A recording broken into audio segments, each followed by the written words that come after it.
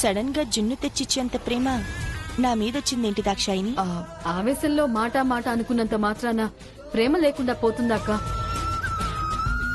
ప్రేమ ఉంటుంది, గౌరవము ఉంటుంది. నువ్వెప్పుడూ బాగుండాలి అన్న కోరిక కూడా ఉంటుంది. అందుకే ఈ జున్నిచ్చి ఓ మాట నీ మేలు కోరిక చెప్దామని వచ్చాను. ఏంటది? ఇంటికి రాజశేఖర్ వచ్చి బావగారిని కలిశారక్క.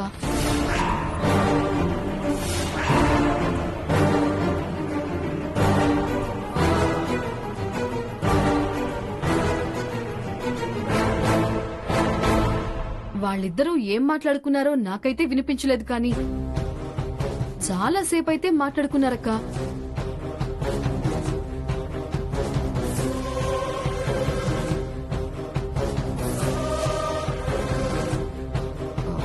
అతని వల్లే నువ్వు బావగారికి దూరంగా ఉన్నావు.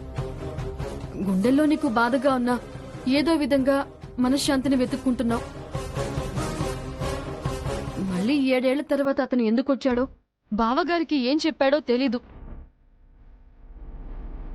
నువ్వు సంతోషంగా ఉండాలి అని కోరుకునే మొదటి వ్యక్తినక్క నేను. మళ్ళీ నీ జీవితంలో ఎక్కడ అశాంతి రేగుతుందోనని భయంతో నేను పరిగెత్తుకుంటూ వచ్చానక్క.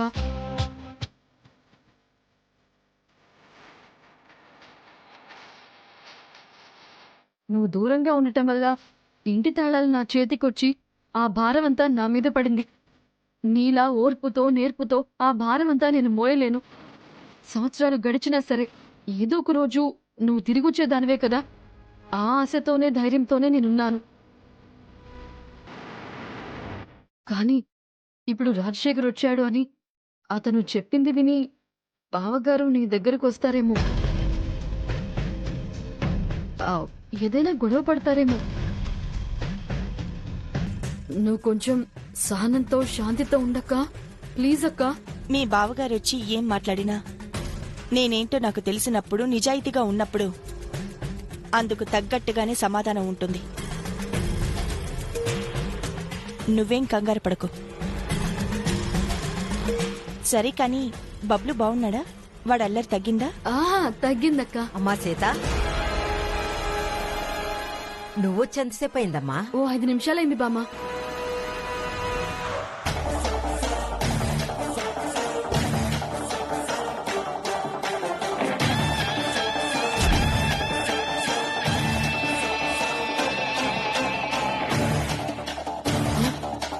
అదిగో బావగారు వచ్చారు. మళ్ళీ నేను ఇక్కడ చూస్తే బాగోదు. నేను వెళ్ళొస్తానక్క.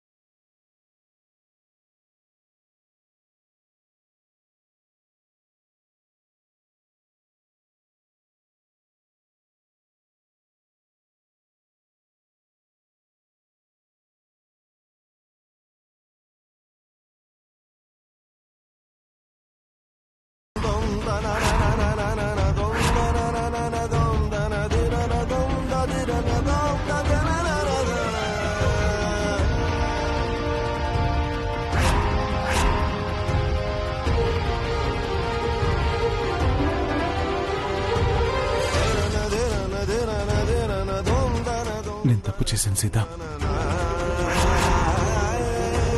తప్పు చేయడం మానవ నైజం.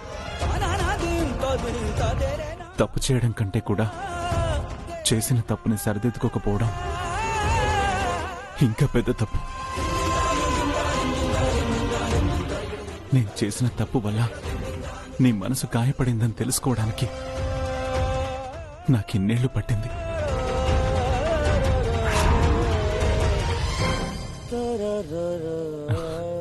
నువ్వు నా నుంచి ఎదురు చూస్తున్నా 2 అక్షరాల సారీ చెప్తున్నాను. నన్ను క్షమించు.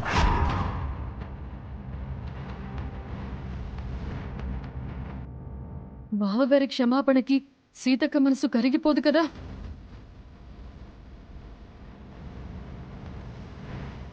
నేను నిన్ను అడిగిన కోరికకి నీ మనసు ఎంతగా నలిగిపోయిందో, నీ గుండె ఎంతగా బద్దలైందో నా కమ్మిన పొరలు పిడిపోయాక కానీ నాకు తెలిసి రాలేదు.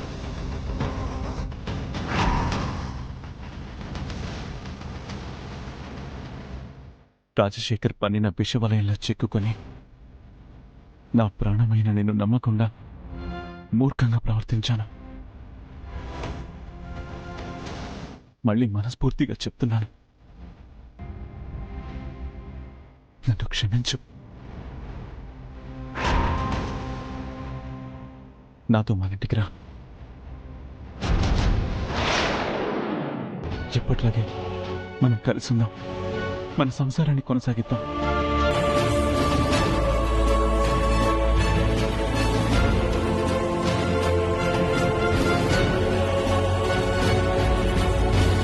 కొంపతీసి సీతక్క ఒప్పుకుంటుందా? పైకి లేవండి.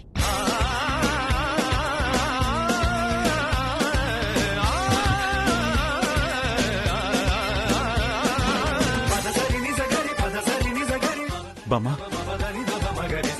సీత నన్ను క్షమించినట్టే, నాతో రావడానికి అంగీకరించినట్టే. ఇప్పుడే తీసుకెళ్లిపోతాను. తన బట్టలను సర్దేయండి. పదండి బామ్మా. అలాగే బాబు. ఒక్క నిమిషం రామరాజు గారు.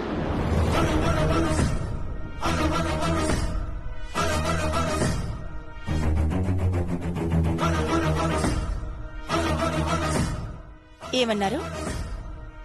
రాజశేఖర్ పన్నిన విషవలయంలో రామరాజు గారు చిక్కుకున్నారా? అయ్యయ్యో, ఎంత తప్పు జరిగిపోయింది. ఒకప్పుడు మీ నుంచి 2 అక్షరాల సారీ కోసం ఎదురు చూసిన మాట నిజమే, కానీ ఇప్పుడు నా లక్ష్యం మారింది. నా ముందు మరో సవాల్ నిలిచింది. అమ్మ సీత, నువ్వుండు బామ్మ.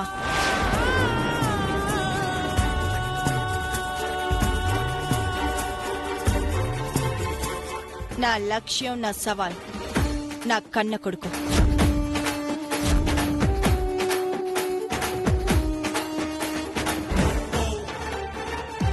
మీరు చెప్పే క్షమాపణ నేను స్వీకరించాలి అన్నా, మీ దగ్గరికి రావాలి అన్నా, మీతో కలిసి కాపురం చెయ్యాలి అన్నా, నా బిడ్డ నాకు దొరకాలి.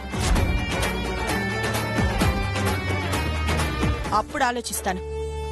నా కొడుకు నన్ను చేరాక నేను వాడు కలిసి ఓ నిర్ణయం తీసుకుంటాం, మీ దగ్గరికి రావాలా వద్దా అని.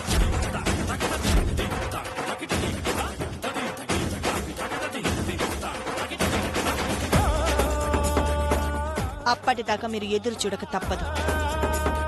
ఇక మీరు బయలుదేరండి. సీత, నేను చెప్పేది కాస్త. ఇక మాటలొద్దు.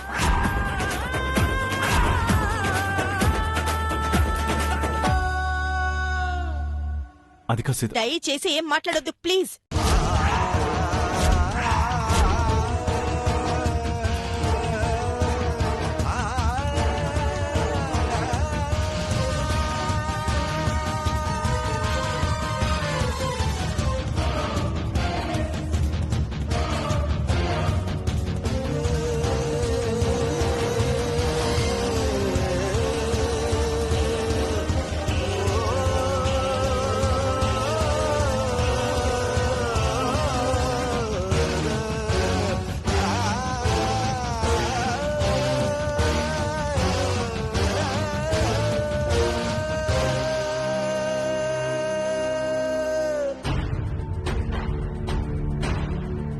మరో ఇంజెక్షన్కి రేపటికల్లా అమౌంట్ ఇచ్చేస్తాను డాక్టర్. రేపు సరస్వతి సీమంతం కూడా ఉంది, మీరు తప్పకుండా రావాలి. చిన్న రిక్వెస్ట్ డాక్టర్, ఈ ఇంజెక్షన్ గురించి మా ఇంట్లో ఎవరికీ తెలియనివ్వకండి. Thank you doctor.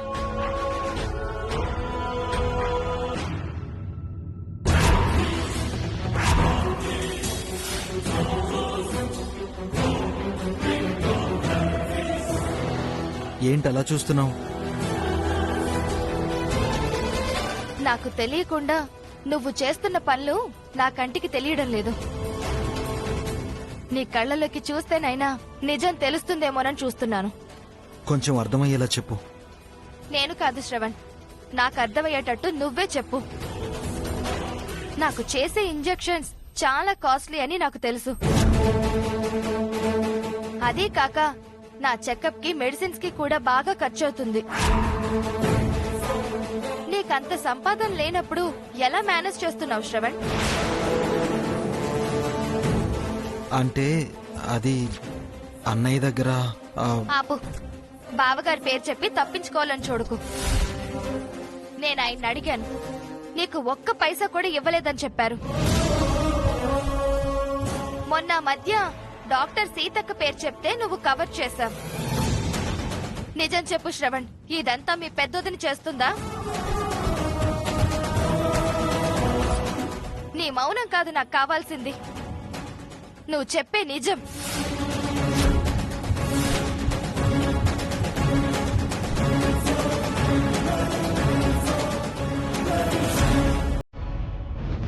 నా కడుపులో పెరుగుతున్న నీ బిడ్డ సాక్షిగా చెప్పు.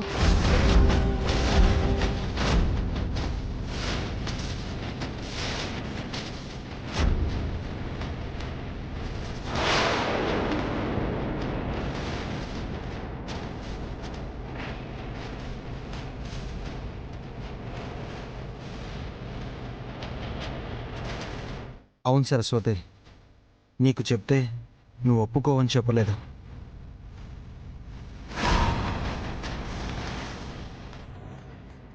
ఈ ఇంజెక్షన్ చేయకపోతే నీ కడుపులో పెరుగుతున్న పిండం నిలబడదని, మరోసారి నీకు గర్భశోకం మిగలకూడదని నేను నోరు తెరిచి అడగకుండానే పెద్దదిన నీ హాస్పిటల్ ఖర్చులు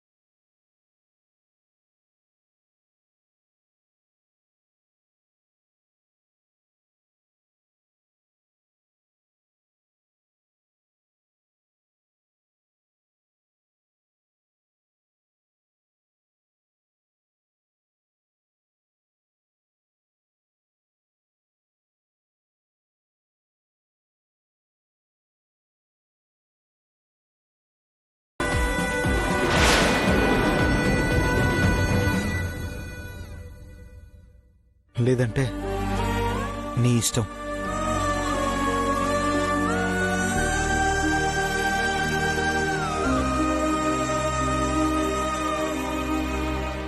సరస్వతి మొహం చూస్తుంటే శ్రవణ్ మాటల వల్ల సీతక్క విషయంలో మారుతుందా ఏంటి కొంపతీసి?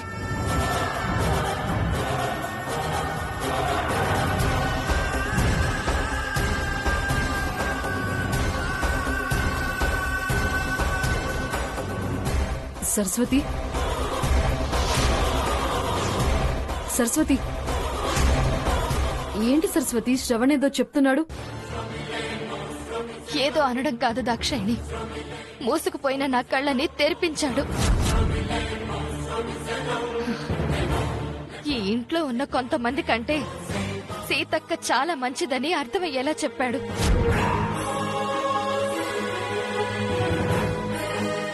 ఇండైరెక్ట్ గా నన్నే అంటున్నావా సరస్వతి?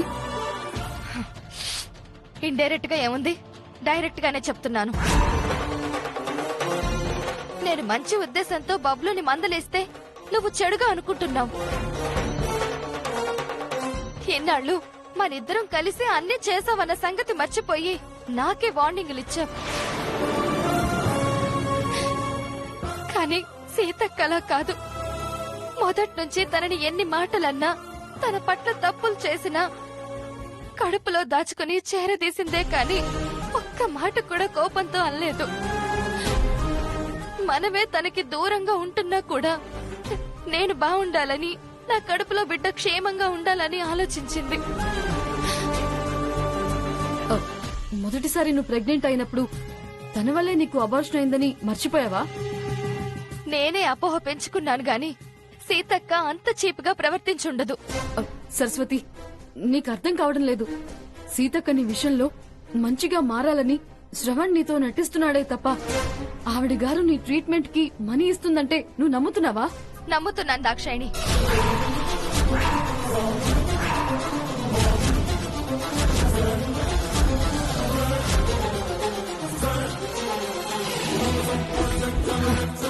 నమ్మడమే కాదు, రేపు నా సీమంతం కూడా అక్క చేతుల మీదుగానే జరగాలని కూడా కోరుకుంటున్నాను.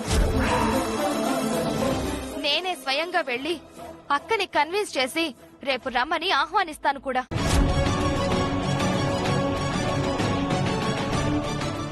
సరస్వతి, సరస్వతి, నా మాట విను సరస్వతి.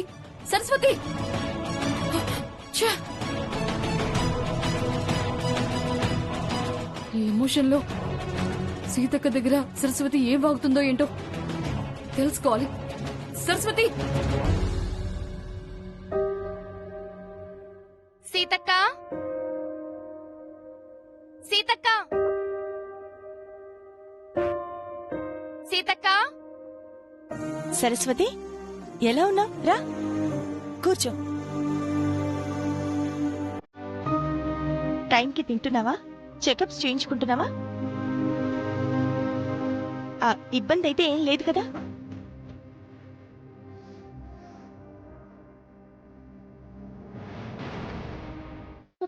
అయ్యో, ఆ కన్నీళ్ళేంటి సరస్వతి?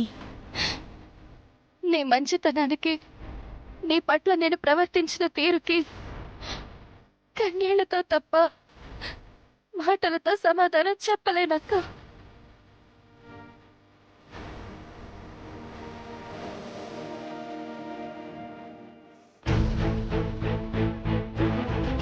భలేదానివి సరస్వతి. వరుసకి నువ్వు చెల్లివే అయినా నేనున్నంత వరకు నీ బాధ్యత తీసుకొని నీ అవసరాలు తీర్చాల్సిన తల్లిని నేను. నా విషయంలో నువ్వు ఎలా ఉన్నా నిన్ను మాత్రం నేను బిడ్డలాగే చూసుకుంటాను.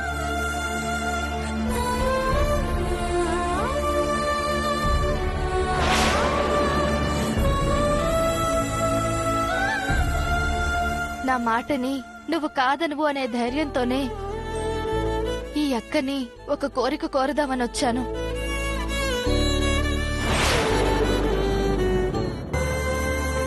ఏమ్మా సరస్వతి, ఎంతసేపు అయింది వచ్చి? ఆరోగ్యం ఎలా ఉంది? బాగుంది బామ్మ. మీరెలా ఉన్నారు? బాగున్నానమ్మా.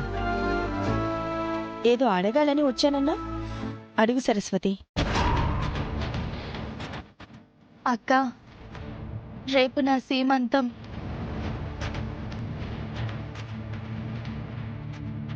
నువ్వొచ్చి ముందు నువ్వే నా ఒడి నింపి దగ్గరుండే కార్యక్రమం జరిపించాలి.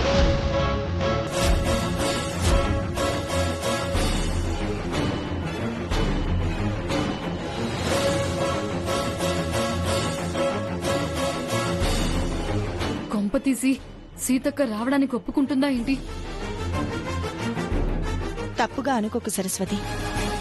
నా ఆశీస్సులు, నా సపోర్ట్ నీకెప్పుడు ఉంటాయి.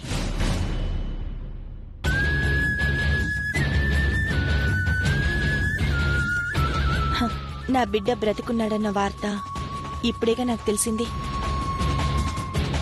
నా కొడుకు ఎక్కడున్నాడని తెలుసుకునే నా ప్రయత్నంలో నేనిప్పుడు ఎక్కడికి రాలేను సరస్వతి.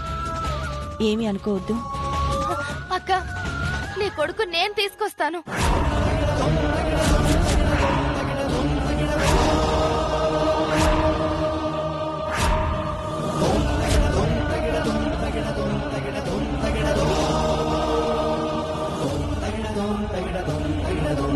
ఈ తింగర్ది నోరు జారి నిజం చెప్పేసేలా ఉంది. ఇప్పుడెలా? నువ్వు తీసుకొస్తావా? నీ కొడుకంటే నాకు కూడా బిడ్డే కదక్కా.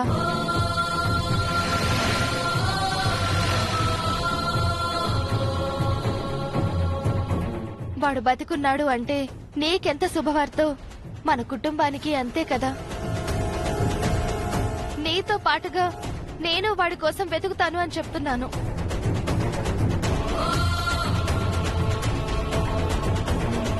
ఖచ్చితంగా తొందరలోనే నీ బిడ్డ దొరుకుతాడక్కా. నువ్వంత మంచి మనసుతో మీ అక్క సంతోషం కోరుకుంటే జరగకుండా ఎలా ఉంటుందమ్మా?